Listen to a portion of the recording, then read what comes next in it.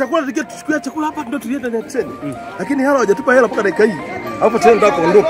Je, tuondoke na njaa tena? Tunaomba tusaidie jamani. Kwani mlikuwa mmeidiwa kupewa fedha? Pesa.